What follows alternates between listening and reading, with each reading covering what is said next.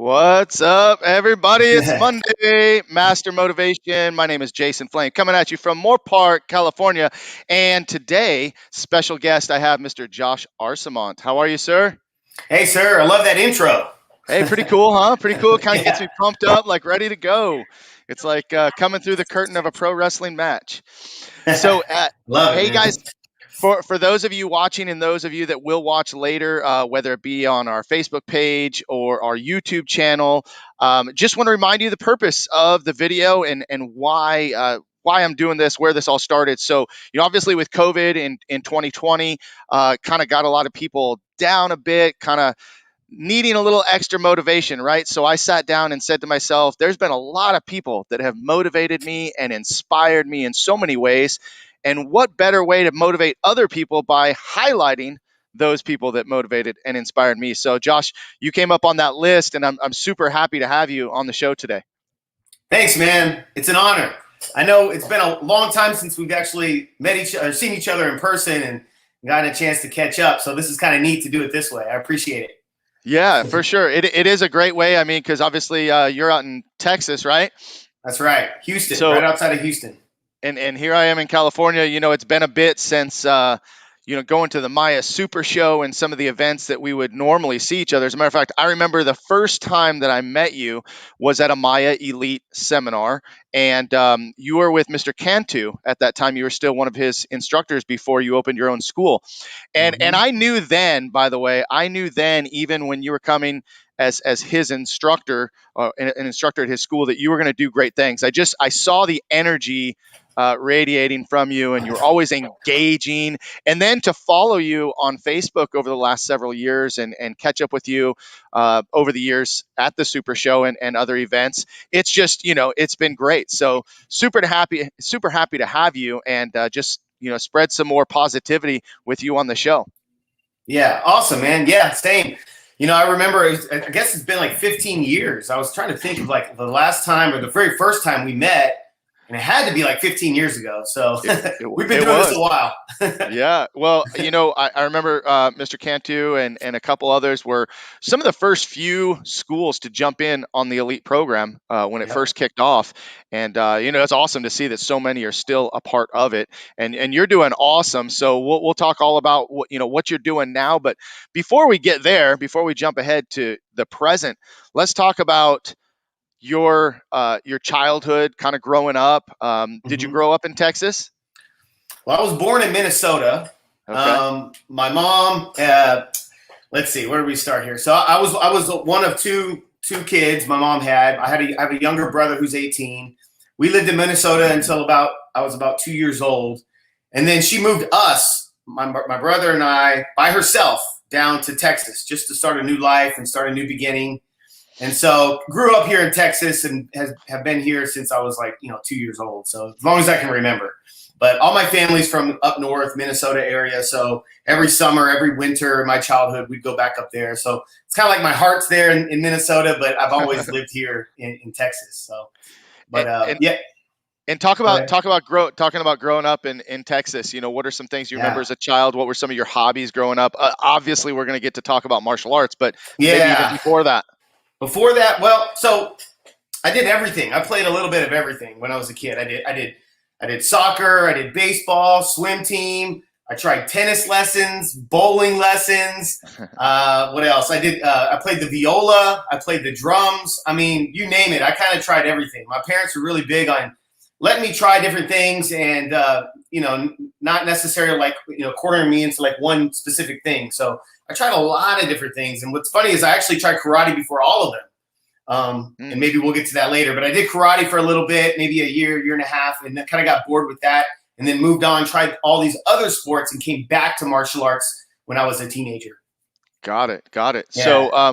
talk about maybe grade school memories are probably way back there. But what Yeah. were some of the things you did in high school? High school. Well, so like middle school is when I kind of started regretting that I never had, stuck with karate because the school I went to it was a little bit rough. There were gangs, lots of fights, big diversity of different types of people in that school. And I started to feel a little insecure around middle school as far as like seeing kids get beat up, walking, I would walk the other way in the hallway if I saw a certain group of kids walking my way. And I hated feeling insecure. I hated feeling like I couldn't protect myself. And I started regretting that I quit karate. So the seed was kind of planted 7th, 8th grade. And then my mom, they finally moved us out of that neighborhood and moved us into a more, we moved to the country basically. So we had land, we had property, and we moved to this small town, Waller, Texas. And so my 10th grade year, I started back at this new school. And that's when I decided, you know what, I got to get involved with martial arts. This is my chance to. And there was one martial arts school in the whole town, and that was Master Cantu School, who you talked about earlier. Mm-hmm. And it was a Taekwondo school. So, in high school, I wasn't really into a whole lot of conventional sports. I didn't play a lot of different sports like most of the kids. I got involved in the martial arts and really fell in love with that. That was kind of like my thing that I became good at pretty quick. And all the other sports I tried, I was never really good at, like I was, too small for, football. I wasn't really good coordinated with playing basketball. And when I played baseball, I could never hit the ball past first base. So I was a tiny kid, kind of weak. But when I found martial arts, I was like, man, I'm kind of good at this. I think I should stick with this. Plus I knew it would be good for me as far as like self-defense and confidence and all that. So yeah, as far as like high school goes, most of my sports and stuff that I played were in elementary school, middle school, and I really turned a corner there in high school. Yeah. It's interesting too that you brought up the fact that, you had lower self-confidence before martial arts. And we know, having taught martial arts what feels like our whole lives now, and that's our whole mission, is building confidence and bringing kids up and making them feel good. Do you feel like maybe it was because of the instructors making you feel like, because sometimes you feel like you're good, but you feel like you're good because someone else pumps you up to feel good, right? Like you told yourself you weren't good at the other sports, so you probably weren't good, but you started getting told that you were good, and that just changed your confidence. Did you kind of feel martial arts is so different that way, right? Because sometimes sports you're sitting on the bench and you don't get that confidence boost. Well, I kind of knew I was very self-aware kid, and I always I started everything I started late. So I started playing baseball in 7th grade. And by that time, everybody had been playing since they were in kindergarten, And so I knew I was coming into this late, and I was playing catch up. And I just knew I could feel it. Like I wasn't as good as the other kids. And then I started playing drums in 8th grade, and everybody was playing drums, percussion, they started in 6th grade.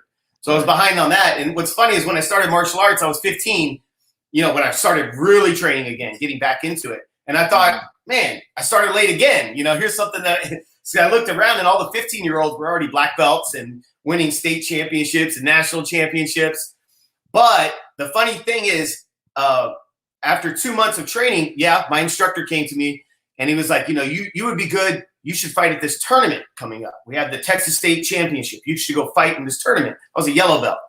And I'm thinking, in my mind, I'm thinking of the Karate Kid. Like I have no concept of tournaments. And I'm thinking, oh man, so here, let's do it. Had me and some friends, we went together, and the first tournament I competed in, I got first. I got first in sparring and forms as a yellow belt, but and that's what really hooked me and gave me the confidence. I was like, wait a minute, this may be my thing. I think I'll be good at this. And then competing from there just kind of proved to me, like, yeah, this is one of those things that if you practice and you train, it's not a team sport, so it's all on you. If you do good, that's on you. If you do bad, well, that's on you too. But it was, the tournament scene was kind of a way for me to kind of like try out everything that I had been practicing. And I started doing well pretty quick into it. So that's what really gave me the confidence. I'm like, you know what, let's do this. And my whole perception of myself, I went from thinking like I was too short, I was too small. I had a speech impediment when I was younger. I always wanted to be on, I always wanted to be in the plays, and I wanted to be on stage when I was in school, but I couldn't pronounce my R's correctly, like deep into like elementary school. And so the name of our school, we were called the Reese Raiders, Reese Elementary. So when I would say that, it would come out like the Reese Raiders, and all the kids would laugh. And so I was real self-conscious about like how I spoke and everything. But that all changed when I started martial arts. Amazing, amazing. Yeah, man. I think you just posted a picture of you Yeah, winning that tournament, talking about that's right. being a yellow belt, winning. That's pretty awesome. I mean, those are great memories, and what makes martial arts just so unique in that way. Now, real quick, Jose Escobar is watching. I want to just throw that up real quick and So thank him Jose. for watching. He's an awesome guest and a great contributor with our Thursday bookshelf in our Master Motivation group. But going back about martial arts, how did you, when you first found martial arts, was it because you were interested? Was it because your parents said, hey, I want to put you in? Kind of a combination of both, Karate Kid, Ninja Turtles? What was it? Yeah. So when we moved to Texas, my mom remarried. So I had a stepdad, and I remember the first. I was like 3 years old, and he was telling me about ninjas. And he was all there was a movie, there was a TV show on TV at that time called Master. I always say that no one remembers it, but it was this ninja TV show, and we watched it every Thursday or whatever it was. We would sit down and watch it, and I would see these guys with masks on, doing jumping over houses and flipping and throwing Chinese stars, and I thought that was so cool. And then GI Joe was big at the time, Storm Shadow, and I think actually have a Snake Eyes. yeah, right here. Yep, I see it. And I was just like really into ninjas. And then one day I came home, and my dad had this pull-out shelf, and he had all these Betamax and VHS tapes in there. And I pulled it out, and I was looking through it, and there was a movie called The Karate Kid. So I popped that movie in, sat there and watched it, glued to the TV for the next hour and a half, and was like, hold up, kids can do this? Like, I had no idea. I thought it was just like superhero stuff. And that's what really got me going. It was like, okay, Mom, you got to sign me up. And back then there wasn't any karate schools around. We had to search. We had to drive 30 minutes to find a karate school. Right. And it was just me and two other kids taught. It was like a pilot program. This 18-year-old taught it. No mats. We didn't spar. We didn't have bags. It's no wonder I got bored. But I did it for a while. Got my orange belt. And then, but yeah, it was the Karate Kid. Ninjas and the Karate Kid. The 80s. So, okay. So you could appreciate, you remember Sho Kosugi. Sho Kosugi was he was the man as far as ninjas went. You watch him or Tadashi Yamashita, who was in the American Ninja. I mean, those movies were awesome back in the day. We're dating ourselves a little bit here, but it's all good. The 80s was a good decade for karate movies and ninja movies. Yeah, man. It brought me into it. So talk a little bit more, about your parents, your brother, and just kind of the influence that they've had in your life. Obviously not only with martial arts, but just in all areas. Yeah. So my birth dad, I never knew my birth dad. That's part of the reason my mom left, Minnesota when we were younger. It didn't work out, So we moved down here. My mom remarried to a guy, Ralph, who became my stepdad. He adopted us and became my stepdad. But when we made the transition to moving out of the kind of the inner city into the country, their relationship didn't work out. So funny enough, I started training with Master Cantu, who may be watching this. Not to give too much personal information out, but they started dating, and so Master Cantu would later on become my stepfather, and they would marry, and that's what kind of brought me into the world of running a martial arts school, not just being a student, but also being a part of that process of building a school and watching it grow and so forth. But I think back to all my influences and my brother and my mom and even my grandfather in Minnesota. They were all entrepreneurs. They all owned their own businesses. My grandfather had the third largest twine company in the world when he was my age. My stepdad Ralph, he owned his own business, of course, Master Cantu, and my mom now owns her own business. So, and my brother's also an entrepreneur. When COVID hit, he had to transition his business, and they started making PPE gowns and personal protective, equipment. And now they've grown their business to one of the largest in the entire nation in under a year. So it's pretty remarkable to see. But I was actually thinking about that a few months ago, and just thinking about, wait a minute, wow, everybody I know, all my influences in my life have owned their own businesses and become entrepreneurs. So I was like, okay, you can see the power of influence in your life, and having the right people around you. So that's why it's kind of my mission to inspire other people, who maybe don't have that influence in those people in their lives. It's like to be that influence for other people. Right. No, absolutely. I mean, the power of influence is very, very, very powerful. Talk a little bit, if you don't mind. Sure. How did you feel? growing up, not knowing your birth father, having stepdads, Yeah. how did that change you as a man and as a father? Great question, man. And that's a long answer. You know what I mean? Let's I go. was Let's always do it. Let's do it, man. I was always very aware that my dad wasn't in my life. My mom was very open and honest with me about it. From the age of 4, I was in kindergarten. I remember her telling me the truth and just telling me what the deal was. And so I was always very aware of it. And like a kid, you would always kind of you would walk by strangers and wonder, is that my dad? You know what I mean? Like you don't really know. And it did leave a little bit of I don't know, maybe a sadness, maybe an anger. Those two things were inside of me for a while. Years ago, 8 years ago, I found out that I actually made contact with my birth dad because of the advent of social media and Google and all that. And but he passed away about 6-7 years ago, and I had a chance to go to his funeral. I still never talked to him. Long story, but I had found his phone number. We had found maybe 5 possible phone numbers. And so I had my sister-in-law, like, hey, call these numbers and see if this is, and sure enough, the first number we called, it was him. And so she talked to him while I sat back and listened. It was kind of one of the spookiest moments. I was already in my 30s when that happened. And my whole life, my whole identity had been wrapped around this idea that I don't know my dad. And that's just that's my story. And now my story just changed, but I chose not to speak with him just because, he had kind of chose not to speak with me all these years. He had given up rights to me and me and my brother when we were younger. That's why my other stepdad, Ralph, was able to adopt us.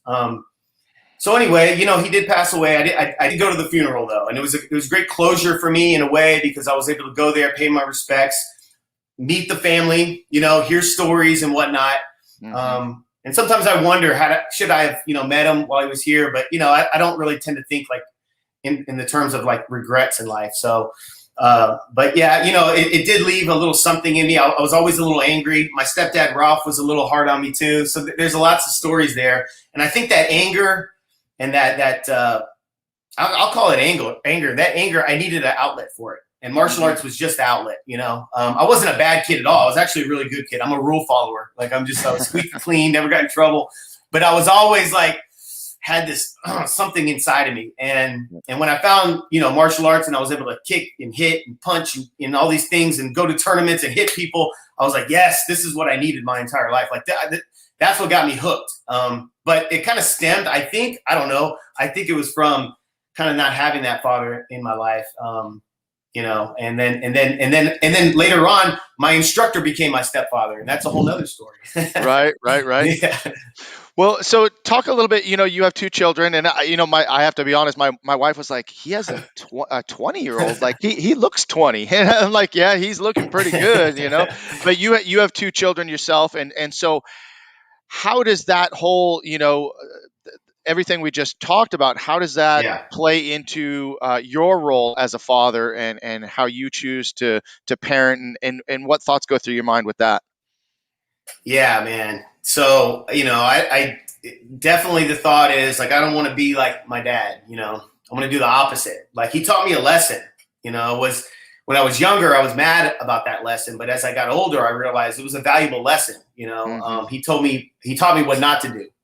Actually, he did, and so did my stepdad, Ralph. In a lot of ways, they taught me how not to be a father. So, it's funny because you have circumstances and things in your life that happen, and how you interpret those circumstances and those things that happen to you really is so important, And so I took it as, that's how I'm not going to be. It's a blueprint, but the opposite. I'll just do the opposite. So, of course, when my kids come into my life, I'm going to be there for them, and I'm going to do all those things and say all the things that I never had. And, thinking about that and just, even talking about it now kind of gets me emotional, just thinking about, I have an opportunity now to right a wrong. But even then, it's some people aren't meant to be fathers. I believe that. Some people just, it's not right. If it was in my life would be worse. You know what I mean? He just would have had a bad influence on me. So when I was younger, I was I was mad about that. But now I look back and I say, you know what? That was a gift. And I learned something from that, and I'm going to pass that on to my kids. And that's how it goes, man. Yeah, no, and first of all, I appreciate you being candid and sharing that. I'm sure that there's a lot of people that will watch this will resonate with them. They'll understand those feelings that you're talking about.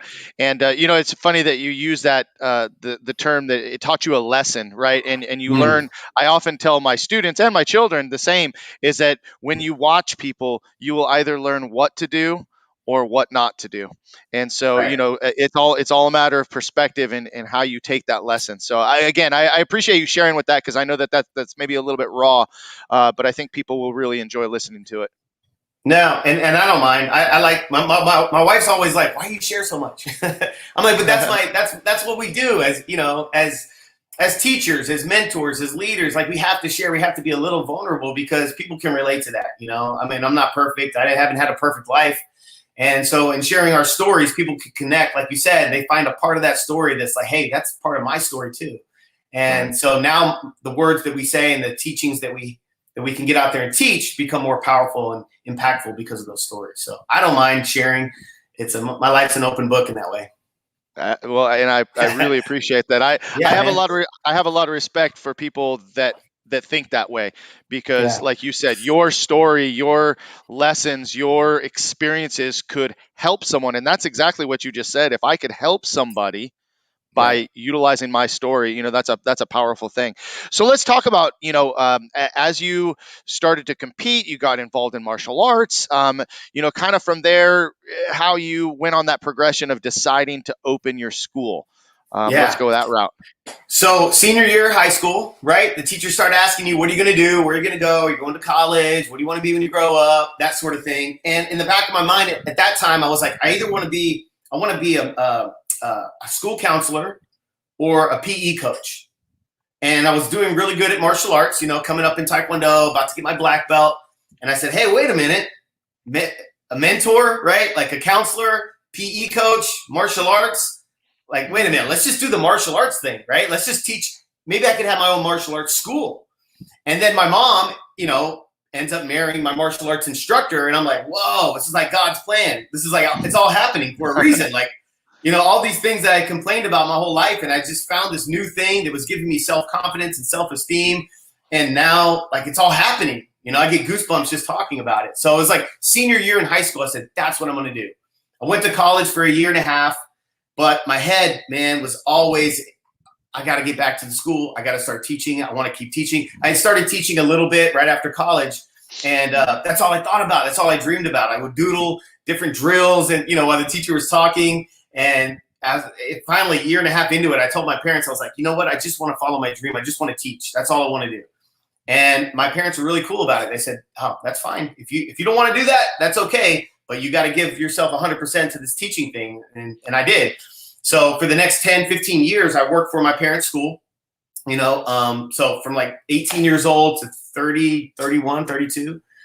My parents, Master Cantu and my mom, they ended up divorcing years later. But I had learned so much from the process. We went from one school in Waller to two schools, and then we combined the schools, had this big mega school, did an after school program. We did summer camp. I mean, everything, you name it, right? Just going through the gambit. And that's around the time we met you. And, but finally, there was a point in time where it's like, you know what? I'm getting married. I have kids, and there's just not enough money to give. I need more, not just money. I need more freedom. You know what I mean? I need more creative freedom to be who I am. I need to come out of the nest. I need to fly. I feel like a caged bird in some ways. So to me, like business and running a martial arts school is about self-expression, just like martial arts is about self-expression, right? Like when I get out there and I get in the ring and I compete, I can do whatever I want within the confines of the rules. You know what I mean? But how I win, what I choose to do, that's totally up to me. And I can express myself in any way possible. And I feel like business is like that too, in a way. And I just felt caged. Nothing against where I was working in Master Cantu, but there just comes a time in every man's life where you got to do your own thing, Yeah, so for sure. age 32, I did it. Yeah. Go ahead. Yeah, no, I gotta say, I've known you quite a while, and I've watched that energy radiate off of you as you tell this story, right? And even my buddy Danny, he's posting fire because that you're spitting fire right now, just energy, and but I can't, and I normally don't talk about myself during these interviews, but I see such a parallel with almost everything you just said, everything from Wow. the what am I going to do in high school? I'm going to teach karate because I started martial arts, started teaching martial arts when I was 16, 17 years old. And same light bulb came into my head. What are you going to do? Went to school for a bit. That was not my thing. Opened a karate school at 19 years old. I literally had to Wow, decide, man. am I going to open a karate school and be successful, or am I going to go to college and be a PE teacher, which is what I wanted to do, right? So what I That's love so about cool. this, what I really love about it, Josh, is I'm finding myself being surrounded by people, and like you said, kind of God brings these people into your life, that power of influence and just all of these great things. Because everything that I hear you saying, I'm just like, man, that feels like me. That's so cool, and it's great to know that there's so many people out there doing that same thing. So I just wanted to share that with you because I don't know if you ever knew that, but everything from the not doing sports, I didn't do Yeah. sports. I did karate Really? at 10 years old. No, I sucked at sports. I was never really good at them. Now of course my kids, my daughter dance, my son plays football, baseball, wrestling, everything because I want them to do what I didn't do. But Right. anyway, it's super cool to hear the story, man, and the fact that your kids are coming of adulthood and you've been Uh, married. That's another thing that I really respect and appreciate is someone that's got a really good, strong marriage. So back to thank you and you. about your school, man. But I'm like getting pumped just hearing about it because it feels good to be surrounded by people like you. It really does. I appreciate that, man. And I think, following each other on Facebook, you're always quick to give like a great shout out, or a comment. And over the years, those have meant a lot to me. And I know we're not like great friends. We don't call each other up on the phone and talk all Right, the right. time. But just those comments, man, I'm like, wow, someone's paying attention. Like they like what I'm doing. It gives me the fuel to keep going. You know what I mean? So I appreciate you too, man. Well, and I think we kind of bounce off each other that way Yeah. because I feel the same, that same respect. But yeah, I'm definitely watching, Yeah. dude. I see all the stuff you're doing, and I'm excited to continue sharing it. So Yeah. you open your school. You decided that it Yep. was time for you to move on and have your own school. And so talk about your school and talk about some of the changes that you've gone through from the beginning. You had a great start, having been part of a Hmm. successful school and having been Right. part of the Maya Elite program, learning all that before you went off on your own. So talk about Mhm. that and talk about your team and talk about how things are going now. Yeah, so we opened up in 2010, and like you said, yeah, we already, I had the advantage of already running a martial arts school for 15 years before I opened, and so all the systems and all the things that you would need to know in order to run a successful martial arts school, I already had those. So we hit the ground running in 2010. We had our first 100 students in the first year, and 200 in year two, and 300 in year three. So I mean, things were really moving along pretty quick for us. But I would say the thing that my vision for my martial arts school that was a little bit different than my stepfather's was I wanted a kind of a mixed martial arts style of a school, I guess you could say. I always call it Jeet Kune Do because of the influence of Bruce Lee before mixed martial arts was even a thing. But just the idea that take what's useful, throw away what's not, and then add to it what's uniquely your own. And we were a Taekwondo school. I was in karate first, then Taekwondo. But I had always in 1993, kind of going back when the UFC came out and Jiu-Jitsu was all the craze. There were no Jiu-Jitsu schools around, so I had ordered like 17 of these Gracie tapes. It cost me hundreds of dollars, right? And I would study these tapes, and then I would invite my friends over, and we'd grapple, and I'd tap them all out. But that was like the extent of my grappling. But I fell in love with that. There was just nowhere to train that. But long story short, so I wanted to have a martial arts school where we taught a little bit of everything, because to me that was important. I wanted my kids if they were going to be black belts, I wanted them to be actually able to protect and defend themselves. And Taekwondo is great, but there's no grappling, there's no Olympic style Taekwondo, there's no punches to the head, and Right. so there were some holes there, So I wanted to fill in those gaps, but that was just one way in the curriculum. The other thing I wanted to add is to bring in people to my school. I wanted to bring in outside experts into my school, and not just in martial arts, but in business and all aspects of life. People Right. I admire. Just kind of like this podcast. How you're doing with this podcast? You're just kind of inviting people on and having conversations, and you're going to become better because of it, and so are all the listeners. I felt the same thing about my martial arts school. My stepdad at the other school was kind of like, never invite anyone to your school. We're the end all be all of knowledge.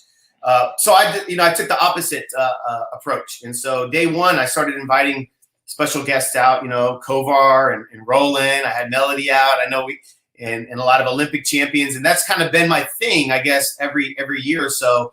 I have 2 or 3 people out, and it's just been a blast, Yeah. And then, go ahead. No, I was just gonna say, I recognize that you just had Roland Osborne out with Hyper Martial Arts. Mm-hmm. Great martial artist, great dude, super cool guy. You also have a really good, strong relationship with someone that I have a ton of respect for, which is Ricardo Liborio. And I know that he's been at your school a ton, and you train with him a bit. Talk about that relationship a little bit. Yeah, I love that guy. I think everybody who meets him loves him. You know what I mean? Yeah. Like, first of all, he's just a great human being, a great person. When I'm around him, I just feel like I could be a better person. You know what I mean? Like, he's just totally. But I met him years and years ago. I think probably 2007. He was with American Top Team, right? And they had like a coaching certification through Maya, I think. Yep. So I went to the second certification that they had there in Orlando. Did the training, met Ricardo, and just approached him, because I had already had this idea in my head that I'm going to start my own school. And I was like, this guy, I gotta be around this guy. He's just like a magnet. Like, I love what he's doing. I love the culture that he has, even in a mixed martial arts school with a bunch of fighters. The martial arts culture was there. So I just approached him and asked if he would be willing to do a seminar. And he was like, yeah, he gave me his phone number. And then, 3 years later, when I opened my school, I actually called him up, and he remembered me, and he came out like the first year. And we just established this friendship over the years. And I've been out to visit him, and he comes out every year or so and stayed at his house. He's just a great human being, aside from martial arts and all that. Obviously he's a great champion. But what I love about martial arts is that you can have that duality, right? You can be, for lack of a better word, a badass, and then you can also just be a great human being. And having those two things together, that yin and yang, is what really is neat to me and kind of unique about the martial arts, And I just watched the boxing fight. Did you watch the boxing match last night? I'm embarrassed to admit that yes, I did watch it.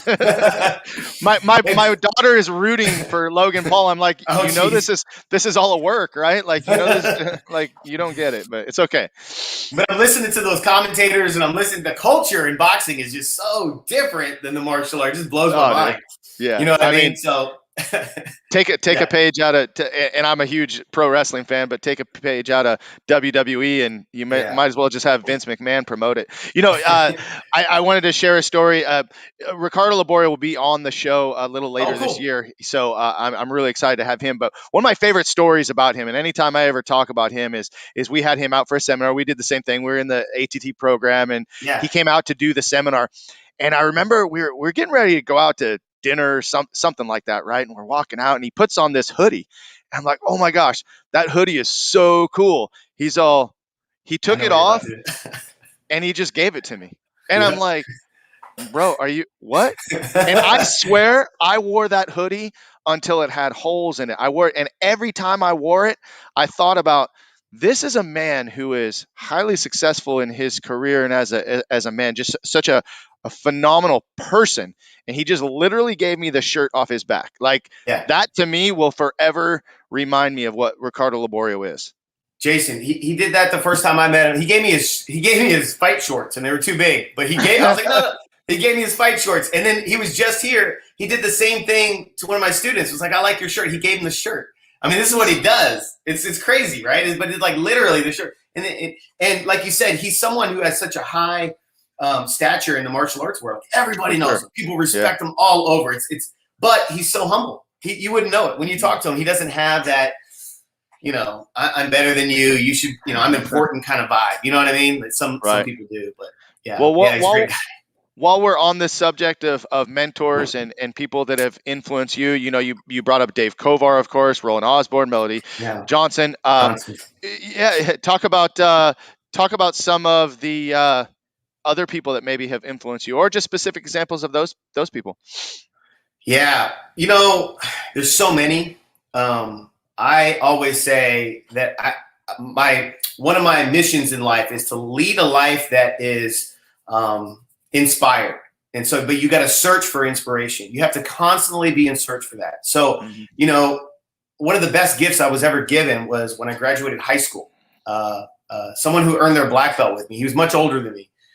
His name was Buddy McKay, and he was a lawyer at the time. And so for graduation, he gave me a cassette, a box cassette. What is it? Like a cassette tapes, right? And it was a motivational cassette tapes is what he gave me. And I'm 18 years old, and I'm like wanting money, and I'm wanting, CDs or whatever you want when you're 18 years old. And he gave me these cassette tapes, and I'm like, oh, that's cool, thank you. And I put them in the trunk of my car. And so they stayed in the trunk of my car for 2 years. And then one day I had to make this commute, and I was like, well, let me pop out these tapes. And I looked at them. It's Les Brown. I don't know if you heard of Les Brown, Motivation. Mm-hmm. So I popped it in, and for the next 30 minutes, I'm listening to side A. I'm like, whoa. And I'm thinking to myself, where has this been my whole life? Like, this is amazing. I'm getting pumped up. And I realized it was in the trunk of my car for 2 years, and sometimes those lessons they're all around you all the time. It's just, we have to be ready and receptive to receive those lessons, and we got to be actively searching them out. You know what I mean? So that got me hooked on personal development. So, from there, Tony Robbins and so many others. You see those books behind me.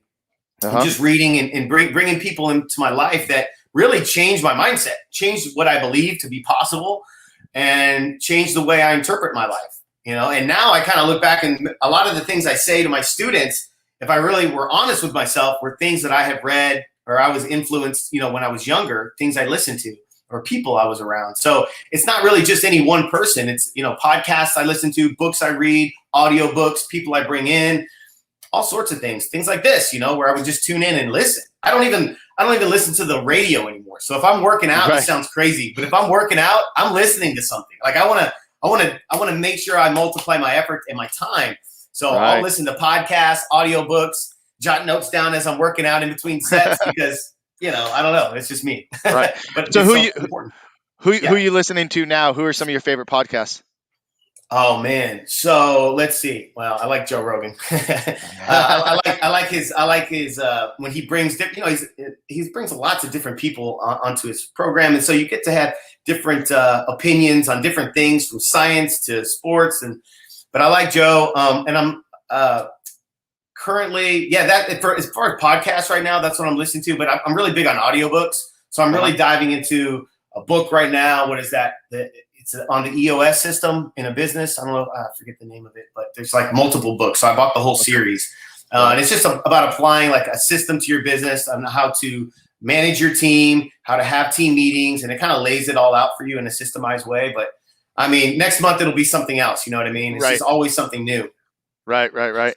Yeah. I've been pretty focused on Andy Frisella. I don't know if you heard of Andy Frisella, 75 Hard, did that program. And cool. You listen to Jocko and Goggins, those guys. Talk about when you're working out and you listen to these guys, you're like, I got to run another mile. I got to do another set. I can't stop now. So, yeah, good stuff. What are you reading these days? Yeah, same thing, man. I'm kind of right now. I'm big on educating myself on investing and real estate. Especially since COVID hit, I've even before then, but especially since then, we've started to do some real estate deals, and to have a passive stream of income that comes in that's not just only related to my martial arts business. Even though things are great right now, and I have no doubt they're going to be great forever, but it'd be smart of me to also take that money that we earn from the business and get it to work for me.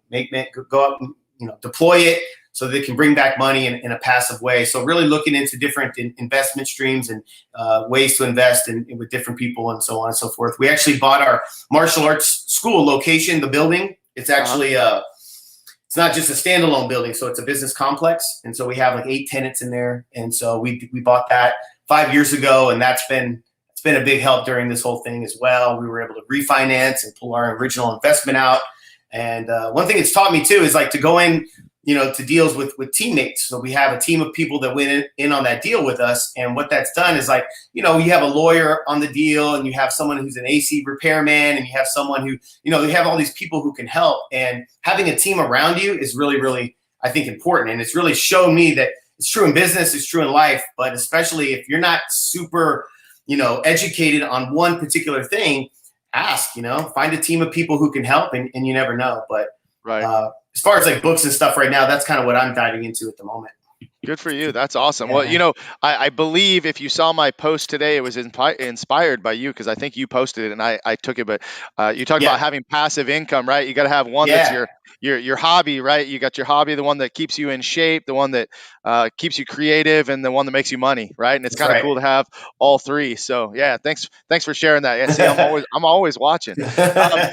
And you talked about a team, right? So you had the opportunity to be part of a successful team, open a school, and now you are, creating your team. I'm assuming that your team really takes care of your school for the most part, and you're more in that owner role. Are you still Mhm. teaching though? I do teach. I'm not teaching every class. I'm not Right. there, most nights teaching, those classes. I've really switched my focus. I'm teaching. What I'm doing is I'm teaching my staff. I'm training Mm, the future. I'm teaching the people to run the school. So my focus now is to train instructors and to train, people who can manage the school. And because really, right. if I'm going to provide a future for them, they need someone doing that. And if Correct. all my focus is on teaching, I love teaching. I mean, I love teaching, Right. and I still get out there and teach every once in a while, the martial arts side of things. But it's more so geared towards teaching my instructors how to teach, what to teach, the way to teach it, Right. making sure that my thoughts and my techniques are coming across the right way when they're teaching the kids in the program. But I'll never stop teaching martial arts. I mean, it's Right. just It's part of it, it's just it's it. just in you, right? I mean, that's Yeah, why you opened your school. I'm guessing is the yeah, love for martial arts, the love for teaching martial arts. But at some point, that transformation takes place to where if you are focused so much on being in the business and not working on the business, you will be the business forever. So, in order for it to grow, you've surrounded yourself with a team that has educated you and helped elevate you. Now it's your right. turn to help elevate everybody on your team. There's one particular instructor in your school, and I see you post about her a lot. And Mm-hmm. Faith Gordon, I Yeah, believe she's your head instructor. She's yep. a rock star. Talk about her a little bit. She's awesome. So I met Faith when she was 7 years old. This was back in my other school, my stepfather's school, my family school. She was 7 years old, and she came in with her sister.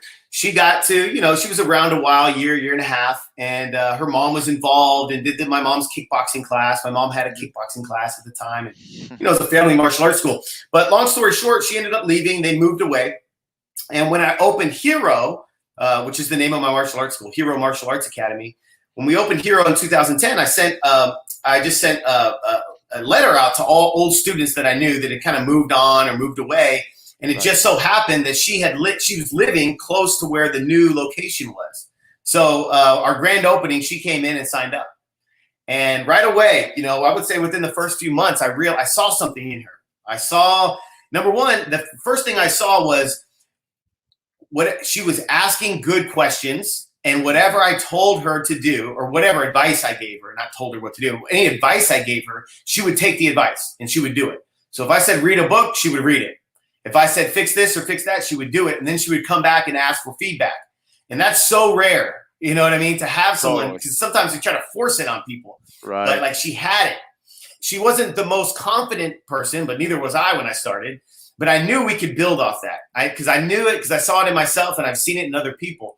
So a couple months into it, I hired her on as the front office, person. I needed some help at the front office. And then it kind of led into her having a position as an assistant instructor. She's been with me now for 10 years, a little over 10 years. Hmm. And yeah, you're right. She just tested for her fourth degree black belt in our system. That's a master instructor. And she Yep. earned every bit of that master instructor title. I mean, her test was amazing. I was really surprised in a good way of how well she did. Like, she's come such a long way. Well, But yeah, you got that to have people like that, around you. and I truly believe that that's a huge testament to you as a Thank you. leader, because sometimes, um, we've all had instructors that kind of wanted to be the man or the woman, right? They wanted to be the top dog, right? Yeah. And so they wouldn't let anybody rise above them. And Mm-hmm. and I think that where you're at now, it's like, no, I want to see you do the things that I could never do. I want to help elevate you to a whole new level. And like I said, that just kind of says and speaks to what kind of leader you are to give that opportunity, because not everyone does and not everybody encourages that. So I tell you, talk about the future of Hero and how you see things moving forward, just kind of personally in your life as well. yeah. Well, the future of Hero, kind of piggybacking off what you said, it's all about, for me, it's about my people. It's about my team, 100%. So every decision I make moving forward is, you know, how can I help them have a better life? How can I help them have a career? What can I do to support them? What can we do together to make this happen? Because that's one area that I feel like I had to make the transition to open my own martial arts school, because that avenue wasn't really there for me. So I was forced to do this thing on my own. And so I don't want that. It's kind of like going back to the lessons that my dad taught me. It's like I kind of learned what not to do. You know what I mean? Mm-hmm. So the lessons I learned at my old martial arts school were like, you know what? I want to help my team grow. I want to help my team become successful. And if they, they're telling me they want to have their own martial arts school, I'm like, well, let's do it. Let's do it together. Let's make it happen. And so that's kind of our goal, is to have, Faith first. And we've got another few instructors down the line to open her own martial arts school soon. And, the goal was for her to get her 4th degree. And so, the pandemic could have put a little pause on things a little bit, but, we're looking to do that within the next, few years, hopefully. But it's all when she's ready and when the time is right. She's either going to do it on her own anyway, or we're going to do it together. And, we're going to do it togetger. So as far as Hero goes, we're just going to continue changing lives and tightening up our systems and just getting ready for the future. And, there's going to be a day where Faith's going to have her own location. That's for sure. But to me, like, that's business, and that's just one small part of life. For me, it's about trying to find balance. And, I'm a workaholic. I like to work. I enjoy my work. I love it, so my wife has to kind of remind me, hey, hit the brakes a little bit, like, you don't need to always be thinking about. So for me, it's about finding balance. And in the next 10 years, I'd like to be able to relax a little bit more, take more time off, and to travel a lot more, and to go see things and be there, for my family, because life's so short. It's like, man, here it is. I'm already 43. I blinked twice and like, what? I'm 43. And I think I'm going to blink 2 more times and I'll be in my 60s, So I just feel like time starts speeding up as we get older, and there's just more to life than martial arts and business. When I was younger, it was all martial arts. It was everything, And I think what really changed for me, is when I blew my ACL out. I did that 4 years ago. And when that happened, I couldn't, for like a month, I couldn't walk. I couldn't train for a year. My whole identity as a martial artist, this person who I was, is gone, and still, it's like I've never really recuperated the right way. Like, I still can't do a lot of the things that I could do before. Like, that was a real turning point mentally, emotionally, spiritually for me, where I was like, okay, number one, I got to have a team of people who can teach, because what if something bad happens to me again, like Right. worse, Right. we got to be set up in a way that this thing can go on without me. We got to keep, providing an impact on people. But also, number 2 is like, okay, martial arts isn't everything, and that was my identity. That was like, when I say that, I don't mean that lightly. Like, I really looked at myself as this martial arts guy. Like, that's who I am. It's given me everything. But there's going to be a day when I can't move as well. I'm not able to kick as high. I start slowing down. I get injured. There's going to be a day where I can't really do martial arts at the level I want to do it. So I have to set myself up mentally for, like, okay, there's this thing, martial arts, and then there's this other part to life, and they're separate. But the martial arts guy is always going to be a part of me, but it's not everything. Does that make sense? It makes no, it totally makes sense. And like I said, about 30 minutes ago, you and I must have been like kind of separated at birth or something, because like all these things you're talking about, like, it's so hard to have been a lifelong martial artist and know what you could do, and then Yeah. now looking at what you're not able to do as well. Like it does change, it changes your identity, and just being physically active and doing all the things that you love to do. But of course, I totally understand being Yeah. able to separate the two. I think Mhm. there was a time in my life where myself and the business and just martial arts, it was just all one. There was no Yeah. separation. I think, kids and family changed that a lot. Yep. Mine are a little bit younger. I think mine are Mhm. 19 and 16, and Right there. yeah. So, that changes because as the business owner, you want to go to the soccer games, the baseball games, watch their dance recitals. You want to be, as you said, an involved father, be something that maybe yours was not when you were Mhm. younger. And Mhm. so you start looking for those different ways in your school, whether it's a martial arts school or anything else for that matter, right? It's just Right. that family, it was really hard for me to take vacations. I don't know about you, but taking vacation is like, my wife and I just celebrated our anniversary, and we were gone for 3 days, and that's kind of weird still. It's still weird that, to get away, because it's like, she asked me, are you worried about what's going on at the school? Are you worried about what's going on at the restaurant? Are you worried about what's going on here, there, everywhere? And Yeah. it's like, yeah, but I can handle it. Yeah. Yeah. I'll at least fake it, at least. But Yeah. no, I totally get it. Hey, before we run out of time, too, I also wanted to highlight, because I know you do a lot in your community too. You're very Mm. involved in your community. I think that's something that's really important. It's obviously, a huge benefit to your business, but it's not why you do it. Talk about your community service and some of the things that you've done. So going back to, I wanted to be a counselor and a PE coach, right? Going back to that, a year after that, my first experience with teaching, Master Cantu came to me and said, "Hey, there's this school district, Hempstead ISD," and he said, "This school district, they're in a crisis right now. In fact, they were on the news. There were kids bringing, like elementary school kids bringing razor blades to school, and kids getting beat up, and they're in this crisis. And they actually reached out because to our martial arts school, because we were in the neighboring town, and kind of heard about what we do, and they wanted to bring us in as almost like a scared straight kind of thing. Like, get these karate guys in there, teach them, some tough love, and let's." So the first thing he told me was like, "Hey, you want to do it?" And I'm like 18. I'm like, "Yeah, this is what I wanted. This is my thing." So we walk into the school, we get booed, they're booing, throwing stuff at us. I mean, it was a rough school. And so, we get out there, we put the gear on, and we're like sparring, and, we get their attention, we get their Right. respect. We would never do that now. But my first experience teaching martial arts was at an elementary school for kids that were having trouble and needed a mentor, needed a positive role model in their life. A lot of them didn't have, they were single family students. And so for the next 2 years, we would go there once or twice a week and work with these kids. We had like 50 kids in the program. They didn't Mhm. pay anything. We just did it for free. Right. And that's where I really fell in love with this idea of like giving back and working with these students who would never have enough money to come in and take martial arts lessons at your school. They would never even have a parent who could bring them. A lot of these kids, they would just stay after school and then walk home. I never even met the parents, Right. in 2 years.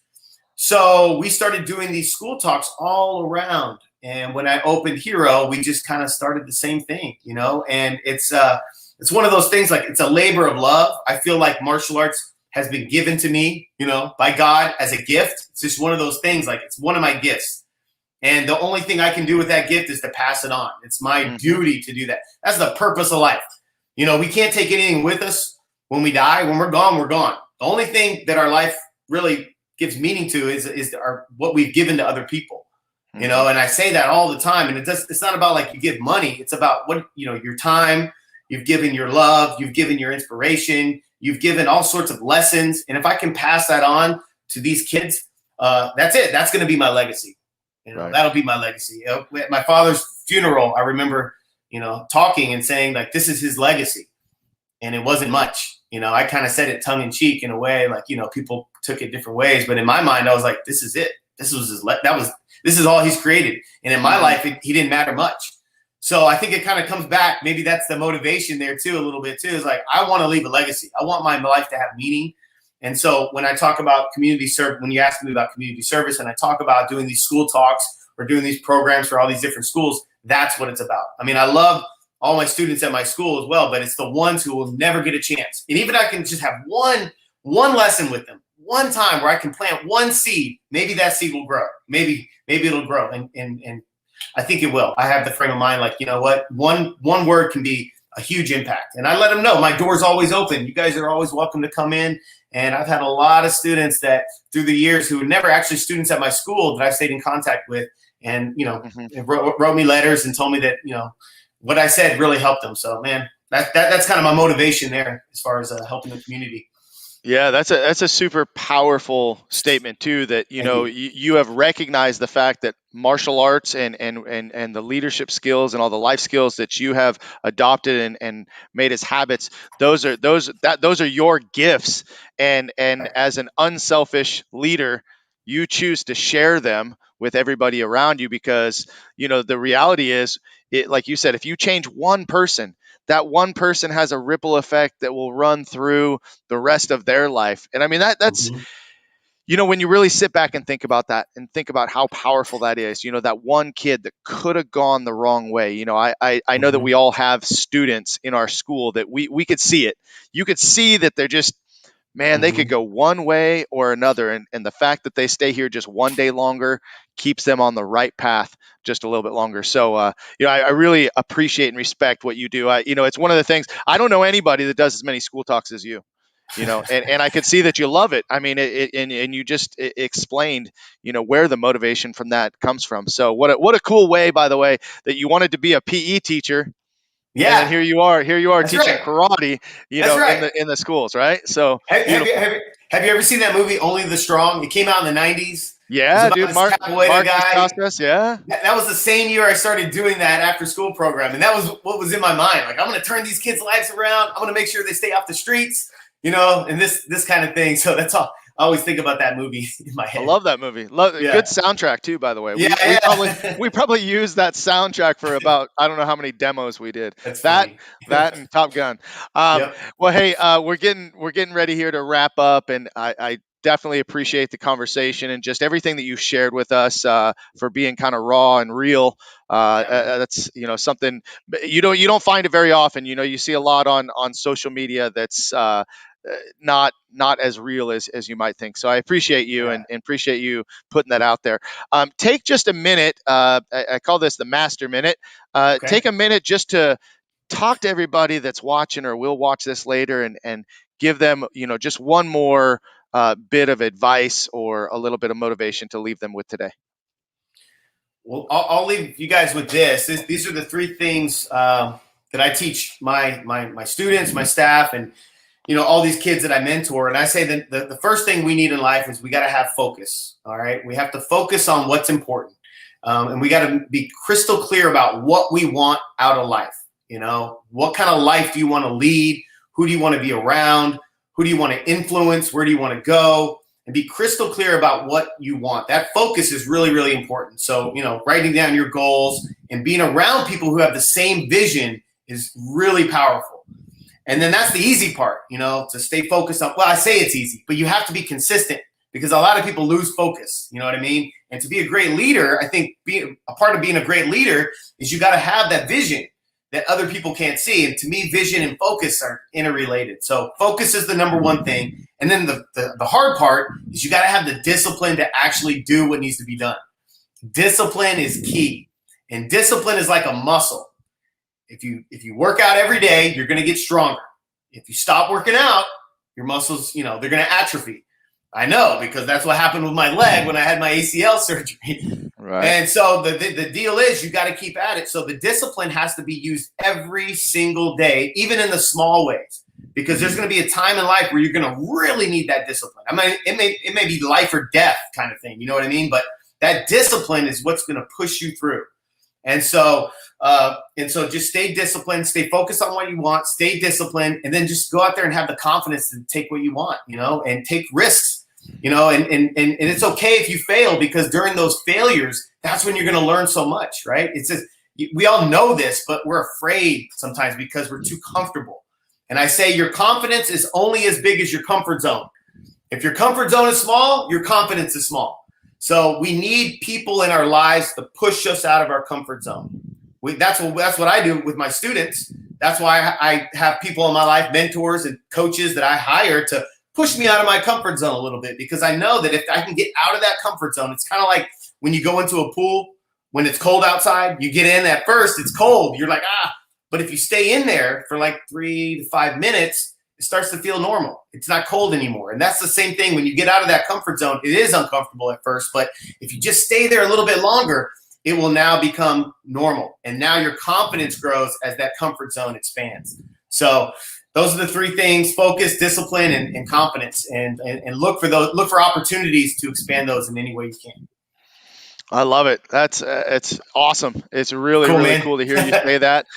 It's funny because when we present someone with a white belt, we have them Yeah. break a board, and those are three of the four things Oh, we yeah. talk about. The last one is commitment, having commitment Okay. to your goal. So That's awesome. once again, man, we're so in It works. line, dude. It's It's it, so in man. line. So These hey, things are listen, thank you. they're there. They never change. It's like, you can read a million different books, but if you just pay attention to the underlying themes in all those books, they're all saying the same thing, man. Success leaves footprints. So, Yes, sir. Yes, sir. yeah, man. Hey, thanks again for all your time today. Hang out for just one Absolutely. quick second. Sure. Guys, if you're still watching now and or you're watching later, do us a favor and share this video, because I think a lot of people will really benefit from hearing Josh's story and just hear his passion for martial arts and life.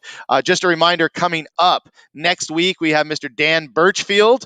The week after that, we have Nikki Leanne, and we have Blake Foster. You remember Power Rangers, Blake Foster? He'll Yeah. be on in a couple That's weeks, cool. and then we got Bill Poet, one of my early instructors, Oh, coming on, and so many more. I got Mike Metzger and Chip Townsend coming up, so I'm super excited for man. July. It's just gonna every Monday, guys. Every Monday, tune in and watch the Master Motivation, because you're gonna hear from a lot of great.